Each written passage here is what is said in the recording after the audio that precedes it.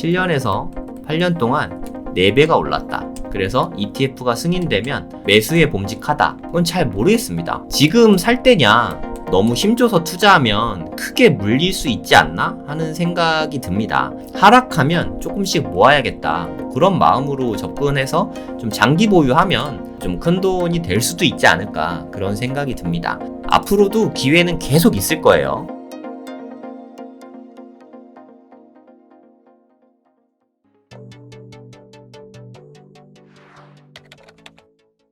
비트코인 현물 ETF. 이게 요즘에 암호화폐 쪽에는 이게 가장 큰 이슈입니다. 네, 엄청 큰 이슈예요. 비트코인 현물 ETF가 이제 오늘입니다. 제 생각에 이제 4시간 있다가 우리나라 시간으로 한 새벽 6시 요쯤 되면은 뉴욕 시간으로 오후 4시 정도 되거든요. 요때가 거의 우리가 원하는 그 시간, D-Day는 이미 됐고, 요때 승인이 날지 거절이 날지 좀 발표가 되지 않을까 하는 생각이 듭니다. 그래서 제가 한번 정리하고 비트코인 투자 전략에 대해서 한번 좀 말씀을 드릴 필요가 있겠다 싶어서 제가 자료를 좀 많이 준비했습니다. 비트코인 뭐 이렇게 표현하긴 하지만 사실은 실체가 없어요. 이건 그냥 누가 그린 거고 실제로 비트코인이 이렇게 생긴 게 아닙니다. 비트코인은 생김새가 없어요. 많은 분들이 비트코인을 되게 어렵게 생각하는 것 같아요. 근데 솔직히 비트코인 어렵습니다. 사실이에요. 저도 뭐 비트코인 공부 많이 했는데 뭐 잘 모르겠어요. 뭔지 정확하게 모르겠고, 근데 저는 그렇게 생각합니다.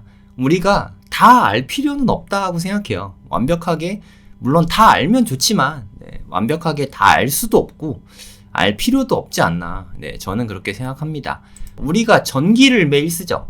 전기 사용하잖아요. 저희 뭐 여기 조명들도 있고 컴퓨터도 있고 마이크도 있고 다 전기 쓰는 건데, 근데 우리가 전기의 작동 원리를 다 알지 못하잖아요. 우리가 발전기의 원리를 뭐 완벽하게 이해하는 것도 아니고, 물론 저 학창 시절에 좀 물리 공부 열심히 해서 뭐 어느 정도 알긴 하지만 뭐 근데 아는 거는, 제가 아는 건 빙산의 일각이라고 생각합니다. 하지만 제가 전기를 사용하는 데 있어서 전혀 어려움이 없거든요. 저는 왜냐하면 사용법을 알거든요. 전기를 이해하지 못해도 전기를 사용하는 법만 알면 된다고 저는 생각하거든요. 우리가 뭐 세탁기 어떻게 작동하는지 잘 모르지만 사용법만 잘 알면 되잖아요. 저는 비트코인도 마찬가지라고 생각합니다. 저는 비트코인 사용하는 법은 알거든요. 그러니까 비트코인 전송도 많이 해보고 사고팔고도 많이 해보고 왜 좋은지도 저는 알거든요. 근데 물론 비트코인을 한 번도 접해본 적이 없는 분은 대체 이게 뭔데 그렇게 난리지? 할 수 있는데, 그런 분을 위해서 제가 항상 말씀드리지만 업비트에서 10,000원만 사봐라. 제가 이런 말씀 많이 드리거든요. 10,000원어치만 좀 사봐도 이런 거구나 하고 조금 감이 잡힙니다. 내 돈 10,000원이 들어가면 이제 그 다음부터 관심이 생기거든요. 그 다음에 시간이 지나면 자연스럽게 익숙해져요. 근데 나랑 상관없다고 생각하고 시간이 아무리 지나도 익숙해지지가 않습니다. 그래서 일단 10,000원이라도 사보고 이제 내 거가 되면 그 다음부터 관심이 좀 생기거든요. 그러면 뉴스들도 들리고 내가 보이지 못했던 것들도 이제 보이기 시작하고 뭐 그렇게 되거든요. 그래서 비트코인 시작은 빠르면 빠를수록 좋으니까 굳이 미루지 말고 10,000원어치만 좀 사보면 어떨까, 제가 추천을 드립니다. 10,000원이 뭐 올라봤자 얼마나 오르고 떨어져봤자 얼마나 떨어지겠어요. 그냥 공부용이다 생각하고 10,000원어치만 사보면 좋을 것 같습니다. 근데 비트코인 하면 사실 좀 무서운 이유가 뭐 이런 얘기를 많이 들어서 그래요. 제가 되게 존경하는 투자자 할아버지죠. 워렌 버핏 옹인데, 이 워렌 버핏 옹이 뭐 90대 할아버지시죠. 돈 엄청 많이 벌으셨잖아요. 이런 말씀을 하셨어요. 비트코인은 만들어내는 게 없다. 현금 흐름을 만들어내지 못한다. 뭐 이런 뜻이죠. 그냥 다음 사람이 더 비싸게 사기를 바랄 뿐이다. 이건 그냥 투기 자산이다. 그런 뜻이죠. 그래서 이거는 아무 가치가 없다. 비트코인은 가치가 하나도 없는, 나쁘게 말하면 쓰레기다. 뭐 이런 얘기를 되게 많이 했어요. 작년에 11월에 돌아가신 찰리 먼거도 비슷한 이야기를 되게 많이 했습니다. 가상자산, 비트코인 이런 건 가치가 없다. 이런 이야기를 되게 많이 했거든요. 저도 솔직히 그렇게 생각합니다. 비트코인은 내재 가치가 없다고 생각해요. 비트코인이 무슨 현금 흐름을 창출하는 것도 아니고 비트코인 그 자체가 뭔가를 만들어내고 가치를 뭐 만들어내고 뭐 저도 그렇게 생각하진 않아요. 근데 이거 뭐 내재 가치도 없는데 너는 왜 투자하냐 이런 게 궁금할 수도 있잖아요. 내재 가치가 없지만 그래도 그냥 가치는 있어요. 네, 가격을 측정할 수는 없지만 어느 정도 가치는 있다고 말할 수가 있어요. 그게 무슨 뜻이냐? 여러분 이 그림이 무슨 그림인지 알아요? 쿠사마 야요이라고 일본 작가인데 화가예요, 화가. 쿠사마 야요이가 그린 호박 그림입니다. 호박 그림. 이 호박 그림이 54억에 나왔어요. 그냥 호박 하나 이렇게 그렸는데 이게 54억입니다. 그러면 여러분 이 그림은 어떤 뭐 현금을 막 창출하나요? 이 그림이? 이 그림이 뭐 달러를 막 낳나요? 뭐 원화를 막 낳나요? 이게 가치를 어떤 현금 흐름을 창출하거나 하지 않죠. 다음 사람이 더 비싸게 사주기를 바랄 뿐이죠. 투자 목적으로만 바라본다면. 하지만 이거는 이미 가격을 매길 수 있고 어느 정도 가치는 있잖아요. 이게 내재 가치는 뭐 있는지 없는지 잘 모르겠어요. 전 비트코인도 이거랑 비슷하다고 생각합니다. 이게 54억이었는데 그러면 이 그림은 어떤가요? 네, 이것도 역시 쿠사마 야요이 그림인데 얘는 76억이었어요. 76억. 아니 무슨 그림 한 장에 76억이야 라고 생각하지만 누군가에게는 이게 가치가 있을 수 있는 거죠. 왜냐하면 이거는 희소하니까. 희소성이 정말 중요하다고 생각합니다. 누군가는 이 그림을 갖고자 하는 사람이 있는데 갖고 싶은 사람보다 야요이가 아무리 그림을 열심히 그려도 지구인들이 다 야요이 그림을 가질 수가 없잖아요. 부자들에게 모두 돌아갈 만큼 야요이는 그렇게 그림을 많이 그리지 못하잖아요. 그래서 갖고 싶은 사람에 비해서 희소성을 띠게 된 거죠. 네, 누군가가 이거를 가치 있게 보고 그거를 공감하는 마음이 생기면서 그거를 커뮤니티라고 합니다. 그러니까 이거에 가치를 부여하는 사람들이죠. 일종의. 그런 사람들이 늘어나면 늘어날수록 갖고자 하는 사람이 많아지는 거잖아요. 그리고 뭐 언젠가는 쿠사마 야요이가 돌아가시겠죠. 네, 언젠가는 돌아가실 거 아니에요. 인간이니까. 그래서 작가가 죽고 나면 희소성이 더 높아지니까 앞으로 더 이상 그리지 못하잖아요. 희소성이 더 높아지니까 가격은 계속 올라가게 돼요. 뭐 지금은 뭐 76억이지만 나중에 죽고 나면 가격이 더 올라갑니다. 이제까지 우리는 경험으로 알고 있어요. 저는 비트코인도 마찬가지라고 생각해요. 비트코인 역시도 희소하죠. 2100만 개. 이 이상 더 늘어나진 않습니다. 뭐 지금 뭐 한 1900만 개 좀 넘게 이미 채굴이 됐고 앞으로 채굴될 게 뭐 10%도 안 됩니다. 거의 다 채굴이 됐어요. 그러고 온 지구인이 요즘에 한 80억 명 되나요? 대략 80억 명이라고 할게요. 80억 명이 있다고 치면 80억 명이 2100만 개의 코인을 한 개씩 가질 수도 없죠. 제가 보니까 비트코인을 딱 한 개만 갖고 있어도 이게 세상의 0.1%보다 안쪽으로 들어간다고 합니다. 비트코인 한 개를 갖는 게 대단한 일인 거죠. 쉽지 않은 일인 거죠. 쉽게 말해서. 그래서 나중에 시간이 지나면 지금은 비트코인을 갖고 있는 거에 대해서 뭐 그렇게 신경 안 쓰는 사람들이 많아질 텐데 시간이 지나면 지날수록 비트코인을 갖고 싶은 사람은 늘어나고 있어요. 계속해서 늘어나고 있습니다. 지갑수도 늘어나고 이제 조금씩 알려지면서 저 같은 사람만 해도 그렇죠. 5년 전만 해도 저는 비트코인이 하나도 없었어요. 하지만 0.1개도 없었어요. 하지만 지금은 저도 있고 저희 와이프도 최근에 사줬거든요. 저 와이프도 있고 비트코인 갖는 사람이 점점 늘어난다는 거죠. 저처럼 방송하는 사람 이제 비트코인 현물 ETF가 승인이 나게 되면 뭐 금융권에서도 특히 미국을 중심으로 한 이게 뭐 ETF 발행사인 블랙록 같이 이게 큰 회사들에서 비트코인이 왜 좋은지를 막 떠들어댈 거예요. 그럼 사람들이 이게 좋은 건가 보다 갖고 싶다 라는 생각을 가지면서 갖고자 하는 수요가 계속해서 좀 늘어날 수 있다는 거죠. 네, 여기까지는 다들 인정하는 바입니다. 근데 솔직히 저는 비트코인을 뭐 대단히 어마어마한 무언가로 보는 마음은 솔직히 1도 없어요. 저는 솔직히 말해서 그냥 투기 자산 이 이상도 이하도 아니라고 생각합니다. 근데 중요한 거는 자산이라는 거죠. 자산이 뭐냐? 여러분들 제가 기요사키 되게 좋아하거든요. 기요사키 형님.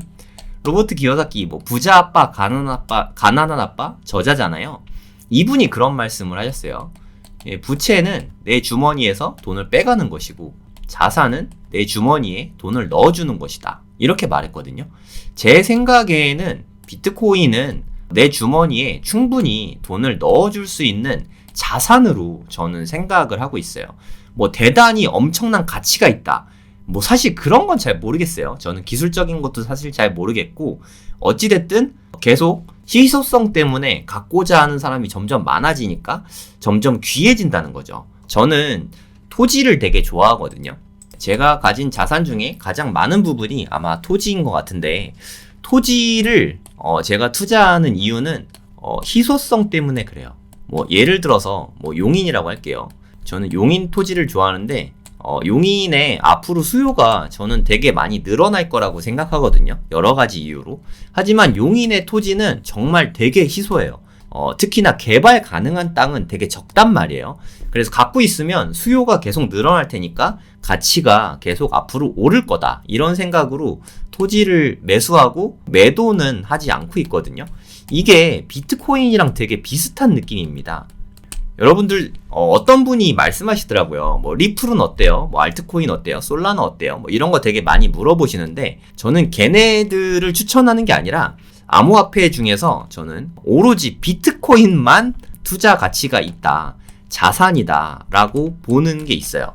왜냐하면 다른 것들은 얼마든지 더 새로운 게, 혁신될 게 나올 가능성이 있는데, 비트코인은 그냥 그 자체만으로 가치가 좀 있지 않나 하는 생각이 있거든요. 그래서 비트코인은 정말 자산이 될 수 있다, 이런 생각을 하고 있어요. 주식 투자, 여러분들 주식 투자 같은 거 많이 해보셨죠? 주식 투자에 제가 생각해 가장 어려운 점이 종목 선정이에요. 그러니까 타이밍 잡는 것도 물론 어렵긴 하지만 그래도 그건 쌀 때 사면 되잖아요. 하지만 뭘 사야 될지 종목을 고르는 거는 정말 어려운 것 같아요. 삼성전자를 산다고 해서 삼성전자가 계속 앞으로도 오르냐? 솔직히 그거는 저는 좀 잘 모르겠거든요. 앞으로 장기적으로 우상향할 수도 있긴 하지만 삼성전자도 회사니까 망할 수 있잖아요. 하지만 비트코인이 물론 망할 수도 있긴 하지만 비트코인은 그래도 생명력을 어느 정도는 좀 검증받았다고 생각해요. 지금 한 10년 이상 계속 우상향하는 중이니까 갑자기 어느 날 없어진다? 이건 좀 쉽지가 않을 것 같아요. 그리고 오늘 될지 안 될지 모르겠지만 올해는 될 거라고 생각하거든요. 현물 ETF가 승인이 나면 제도권에 들어가잖아요. 이제 기관에서 담기 시작하면 더 수요는 많아질 거라고 생각하거든요. 그래서 비트코인을 그냥 사면 특별히 종목 선정에 대해서 고민하지 않아도 된다. 이게 되게 장점인 것 같아요. 우리가 나름의 다 본업이 있고 바쁘단 말이에요. 이게 리서치하면서 주식 투자 종목 고르는 게 사실 되게 힘듭니다. 네, 저도 많이 느끼는 부분이거든요. 그냥 본업에 충실하면서 종목은 비트코인만 투자하되 그냥 분할 매수하고 쌀 때만 좀 매수를 조금씩 분할해서 사면 되지 않을까, 그런 생각이 듭니다. 아까 잠깐 말씀드렸는데 제가 토지 투자를 좋아하는 이유도 엔간에서는 가격이 떨어지는 일이 좀 드물거든요. 토지는 물론 이렇게 안 팔려서 누군가 급매로 던질 수는 있겠지만 대체로 우상향하는 자산이 저는 토지라고 생각해요. 그래서 제가 되게 좋아하거든요. 그러니까 매도를 특별히 안 해도 된다. 그게 토지의 장점이라고 생각하거든요. 비트코인도 그거와 좀 비슷한 느낌이 있어요. 그러니까 물론 너무 고점에 물리면 별로 좋진 않지만, 그러니까 너무 과열됐을 때 사지만 않으면, 그러니까 쌀 때마다 조금씩 분할해서 사면 장기 보유에도 충분히 좋을 거라고 저는 생각하거든요. 그런 면에서 투자 자산으로 쓰기에 아주 괜찮은 것 같다는 뜻이죠. 그러니까 내가 만약에 시드가 한 1억 정도 있다. 그러면 한 500만 원에서 1000만 원 정도는 투자해 볼 만 하지 않을까. 그러니까 한 5%에서 10% 정도? 1억이 있는데 1억을 다 넣는 거는 공부가 안 된 상태에서 좀 너무 위험하니까 요 정도 범위 내에서 투자를 좀 해보면 어떨까. 근데 난 너무 불안하다 하시는 분은 그냥 10,000원만 사보면 어떨까 하는 생각이 듭니다. 근데 5%에서 10% 산다. 내가 만약에 500만 원어치를 사려고 생각하고 있다면 한 번에 500만 원 다 사는 게 아니라 뭐 예를 들어서 뭐 50만 원씩 매달 50만 원씩 뭐 1년 동안 나눠서 뭐 분할 매수한다. 뭐 이런 식으로 접근하는 게 저는 더 옳다고 생각해요. 아니면 떨어질 때마다 50만 원씩 매수한다던가 뭐 이런 규칙을 갖고 분할 매수하는 게 중요하다고 생각합니다. 비트코인에 올인하는 거는 좀 좋진 않지만 좀 약간의 비중, 제가 생각하기엔 한 5%에서 10% 정도 비중은 좀 가져갈 필요가 있지 않나 하는 생각이 듭니다. 그러니까 이게 왜 필요하냐면 지금은 별 생각 없는데 이게 갑자기 막 오르잖아요. 그래서 뭐 갑자기 될지 안 될지 모르겠지만 막 2억이 됐다. 지금 한 6천만 원 정도 되는데 갑자기 이렇게 급등하면 주변에 돈 번 사람들이 생기거든요. 그러면 나 이때라도 사야지 하고 이때 사서 물리는 일이 생길 수 있어요. 그래서 만약에 안 살 거면 아예 안 사든가. 그래서 10,000원만 사라고 하는 이유가 이렇게 올랐다가 나중에 떨어지는 거를 보기 위해서. 내가 지금 만약 이때 10,000원에 샀는데 나중에 이거보다 밑으로 내려가면 그때는 뭐 좀 사볼 마음이 생기잖아요. 그래서 10,000원 정도 사거나 10,000원 사고 앞으로는 안 사야 돼요. 아니면 좀 분할 매수로 비중을 좀 조금만 한 5%에서 10% 정도 조금만 가져가는 건 어떨까 하는 생각이 듭니다. 이게 되게 현실적이거든요.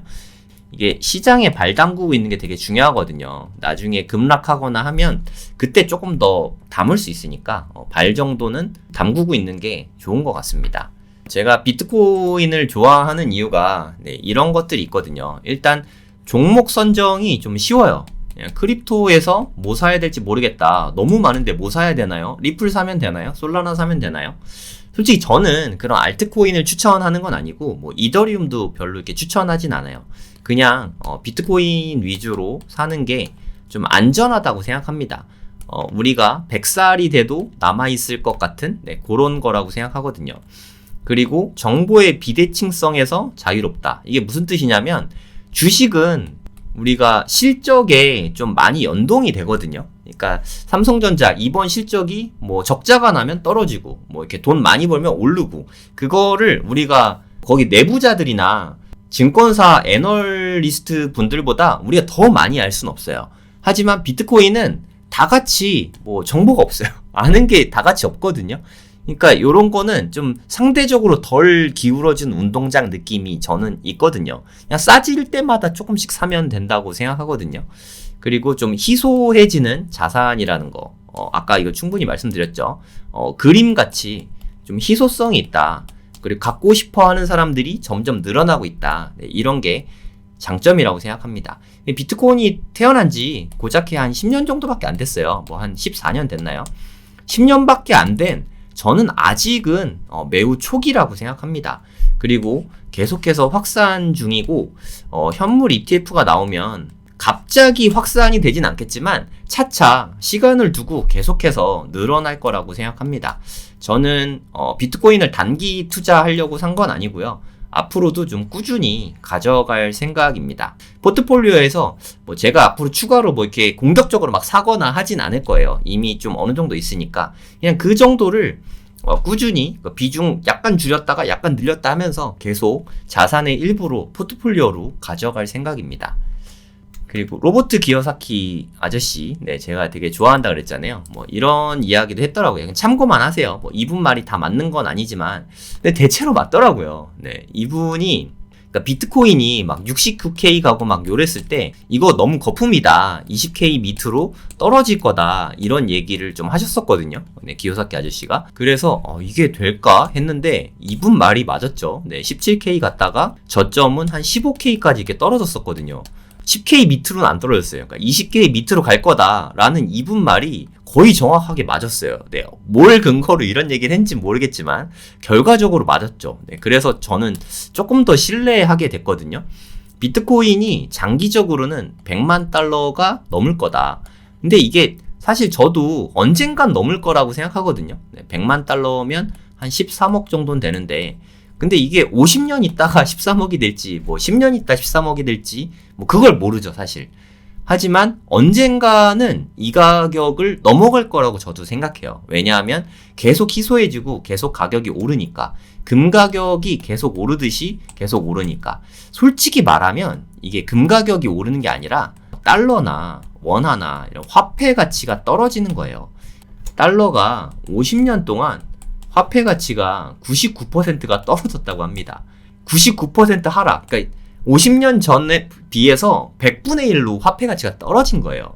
화폐 가치는 계속 떨어지니까 비트코인은 가치가 뭐 올라가지도 않고 떨어지지도 않고 뭐 그렇게 돼 있다고 해도 가격은 계속 올라가게 되는 거죠. 그러니까 인플레이션 해칭 수단으로 자산의 일부로 포트폴리오를 좀 가져가면 좋지 않을까 하는 생각이 듭니다. 저는 좀 되게 단순해요. 저는 기업은 솔직히 잘 못 믿겠어요. 기업은 100년 있다가 망할 수도 있잖아요. 비트코인이나 뭐 금도 좋긴 한데 금의 자리를 비트코인이 좀 빠르게 대체하고 있는 느낌이라서, 그리고 저는 좀 옛날 사람이라 토지, 뭐 대지 지분이라고도 할게요. 그래서 비트코인이랑 대지 지분 위주로, 그러니까 뭐 강남의 대지 지분은 대체로 뭐 빌딩이나 아파트, 뭐 건물 뭐 이런 게 되겠죠. 이런 것들을 계속 모아가면 자산을 늘리는 가장 효율적인 방법이 아닐까, 저는 그렇게 생각하고 있습니다. 그리고 기요사키 옹께서 가까운 시일 내에 10만 달러에 도달하게 될 것이다, 이렇게 이야기를 했거든요. 10만 달러면 1억 3천만 원입니다. 지금 6천만 원 정도 되니까 한 100% 정도 수익을 얻게 된다는 거죠. 물론 이렇게 될지 안 될지 모르겠지만 내 자산의 일부분은 비트코인으로 갖고 있어도 손해는 아닐 것 같다 하는 생각이 듭니다. 근데 한 가지 제가 정말 드리고 싶은 말씀이 있어요. 비트코인이 최근의 추세를 보면 이게 한 2021년쯤인데 고점 찍고 쭉 내렸다가 지금 보면 너무 많이 올랐죠. 누가 봐도 진짜 너무 많이 올랐잖아요. 조정도 뭐 거의 안 받고, 특히 여기서부터는 그냥 미친 듯이 올랐거든요. 여기가 한 24K니까 한 거의 100% 수익률이 불과 한 두세 달 사이에 이렇게 올라갔어요. 너무 단기에 급등해서 이러면 사실 좀 조정을 받는 게 일반적이거든요. 그래서 지금 살 때냐, 그건 잘 모르겠습니다. 물론 올라갈 수도 있지만 상승기에 투자하는 거는 저는 개인적으로 뭐 별로 그렇게 좋아하진 않습니다.